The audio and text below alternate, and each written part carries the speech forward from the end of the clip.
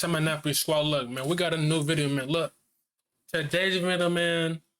What we really got is we got why China sucks at team sports, even with a population of 1.4 billion people.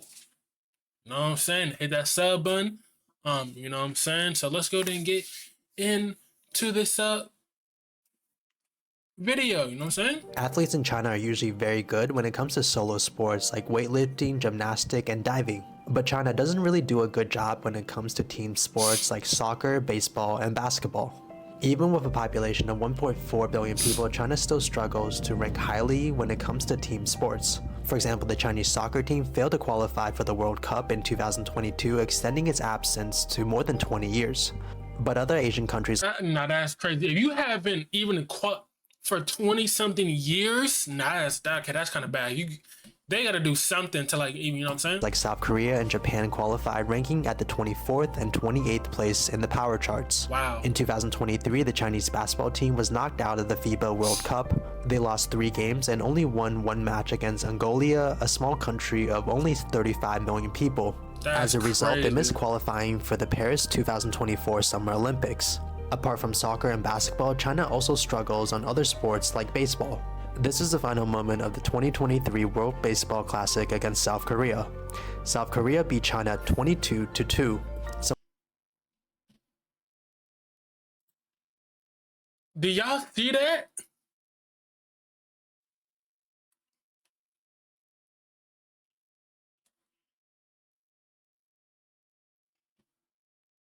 In the 5th inning, they put up 22? And you're only able to score 2 runs? How do you let them get 22 runs in 5? Oh my god. 22-2. Some of the other team sports China struggle with include rugby, cricket, and hockey. Even with its huge population, China still has a very hard time competing at a world level compared to other countries when it comes to team sports. I believe that China fails to compete due to a cultural focus on education, a lack of infrastructure, and a lack of passion and pride for these given sports. Basically, athletes in China lack incentives to pursue sport careers despite a huge pool of people to pick from and world-class athletes. And the reason why they succeed at individual sports is because it's more or less based on repetition and having the right body type. Let's get the rest of this video started, and if you guys want to see more content like this, make sure to follow and subscribe. That's crazy, yeah. So you tell me they don't have no love for the sport, even with basketball, rugby, hockey? They ain't got, like, no love for that? That's crazy. Soccer or football in Europe or South America has a storied tradition and an aged national pride. And this magic can't be created overnight, especially in China. To excel at any team sport, it requires at least 3 generations of participation. The first generation has to become the dads who love the sport and watch it with their kids to instill a cultural love for the game. Hold on, y'all. I gotta get some water. All right, y'all, I'm back. Let's get to it. Generation which grows up on the game has to become the talented coaches that they never had themselves. And the third generation will be very good players.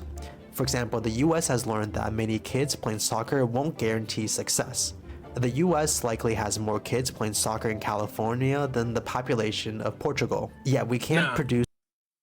I'm not gonna lie, that is true. In California, we do have a lot of kids that play soccer. I'm not even lying. Like, the whole state, you like a lot of kids that play soccer, but in the US, we're not that good at soccer. We're really bad at basketball, maybe producing football. You know what I'm saying? But probably basketball, but you know what I'm saying? There's a lot of kids that do play soccer. The next Messi or Ronaldo. In 2025, China poured billions of dollars in its bid to become a major player in the world's most popular sport, soccer. A decade later, China really don't have anything to show off when it comes to that investment. Authorities ordered schools to include soccer in their curriculum. They earmarked billions for tens of thousands of fields. Major company quickly invested in professional teams at home as well as abroad. They stocked these teams with imported players regardless of the cost. But this whole thing didn't really work for China when it comes to the long run. In 2024, the expensive recruits have gone, top teams have disappeared, and the national team is still far away from being a World Cup contender. That's crazy. If our national team is like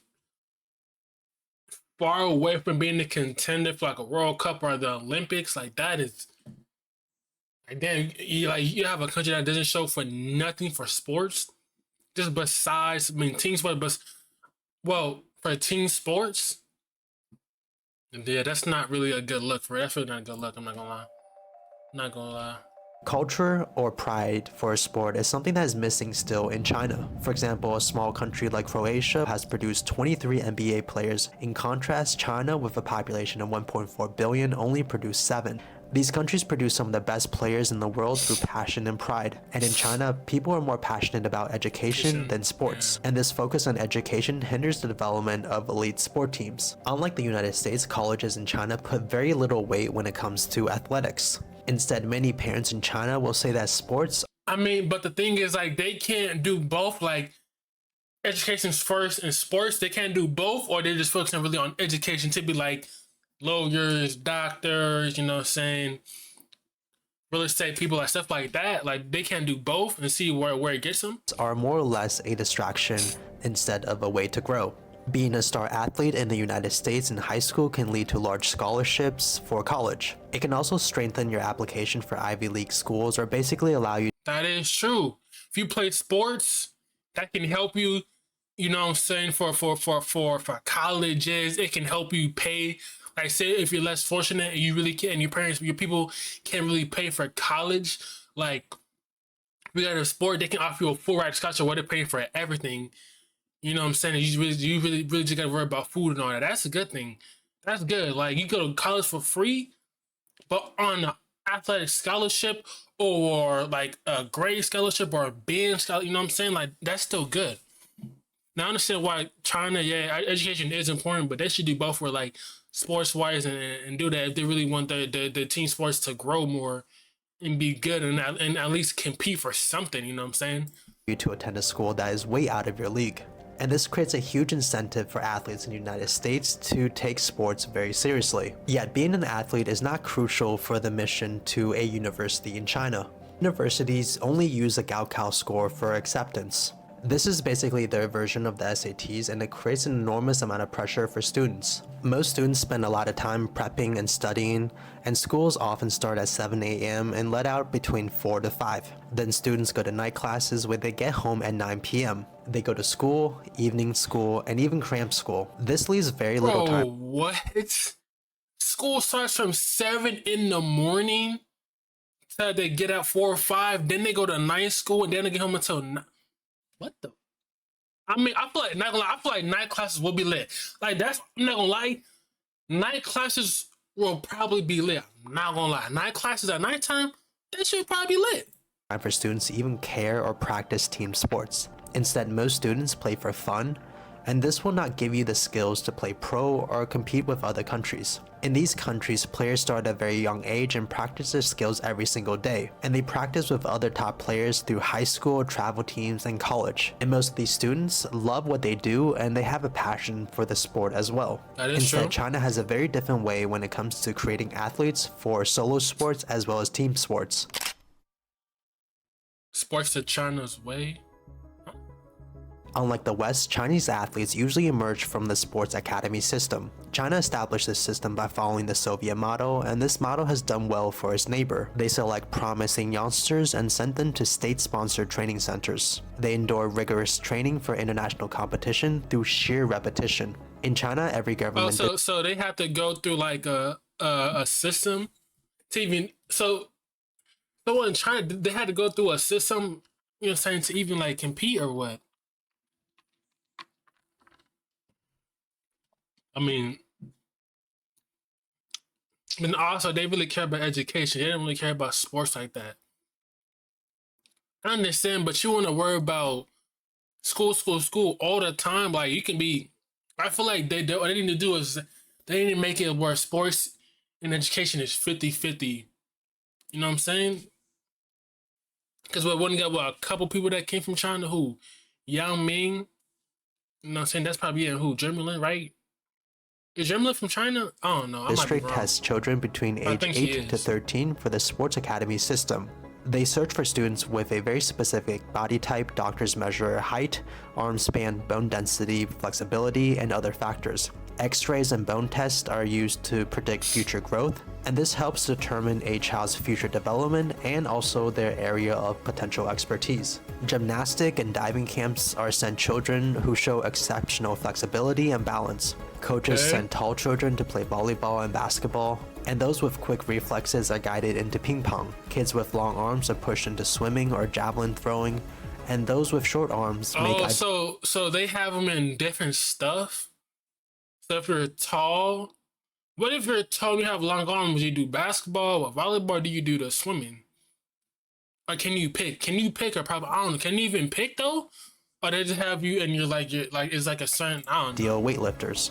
According to a Los Angeles Times journalist, Ni Ching, he wrote that what he hates most about the training was the repetition. One drill was to jump from one end of the pool to the other, feet first 100 times facing the pool, That's 100 crazy. times facing away, and another 100 times head first. Like piano skills, these were the basics of diving. They call them popsicles or bingquer because they require a tight, streamlined entry. But to be great at a team sport, you need more than sheer repetition. There's no longer just one or a couple series of moves to perform, and these kids also have to want to be there as well, and they can't just be picked by the states. You need things like teamwork, passion, experience, good coaching, the right skills and timing, and so much more. And nowadays, many Chinese parents are reluctant to send their kids to these camps. The quality of life in China is just so much better than before. But the thing is, the parents really in China gotta really know, like, sometimes if your kid is good at something, they can be good where they can literally be into professional sport overseas in a China league, Mexico, you know what I'm saying? You never know. You just gotta go with it. If a kid wants to do it, let them do it. You know what I'm saying? And there's less of incentive to send your kids away for many, many years. And many families only have one child, and becoming an athlete is a hard life in China. About 6,000 professional athletes retire yearly in China, and 40% of these athletes struggle to find a job afterwards. There's not a lot of incentives for these children to join these camps, and in the mind of parents, it's much better to just simply focus on education. This is the culture of China. But China as a country, they have to change that. China as a country, they have to change that where it's not like that. They have to change it. Practical, logical, and realistic, and they know that most of these kids will never become world champions. To be a great sports team, there has to be tradition and pride and a love for the game, and this can't be created overnight, nor can it be created by a sports academy system. This requires tremendous sacrifice both at a national and individual level. Most of these athletes are not going to make it, and they know that, but it has to be worth it for them to even try. And China deploys a very pragmatic approach, which is not as effective as other systems, but still produce world-class athletes in the solo or individual sports category. The truth is, China does not take team sports seriously like we do in the West. There's no athletic scholarships for student athletes, nor are there many teams, groups, and organizations to really help these kids grow and hone their skills. Instead, China mostly relies on the old model that they've been using for decades. They scout children with the right physique and teach them how to do the same thing over and over again. But team sports... Yeah, I'm sorry, that's not gonna work. If you see them do the same thing over and over, that's not gonna work. I'm sorry, that's not gonna get you nowhere. That's not gonna work, nor that's gonna get you nowhere. Why are you following the old model? You have to go with what's new. I mean, now China, they probably have, but I promise you right now, every country has some good people that's good at any sport, and maybe that you don't take that sport seriously.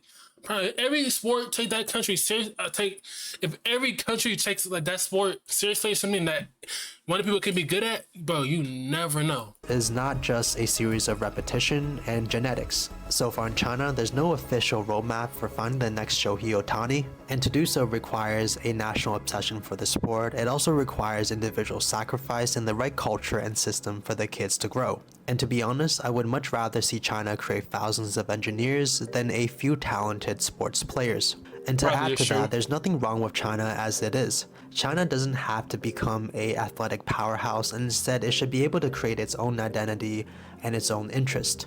The truth is, most Chinese students are way too busy studying than to play football, basketball, or soccer. And China itself also excels in its own sport categories like tennis, diving, and badminton. And the country's state-sponsored or state-driven approach has made the sport extremely competitive, and China's one of the best countries in these categories. Thank you guys so much for watching my video. I hope you... Hey man, that was a good video. I didn't enjoy. Let me know what you think down below. It's been about Mickal Naps. To my Nappy Squad, y'all know what's up. Road to 2 Okay. Yes, sir. Let's go.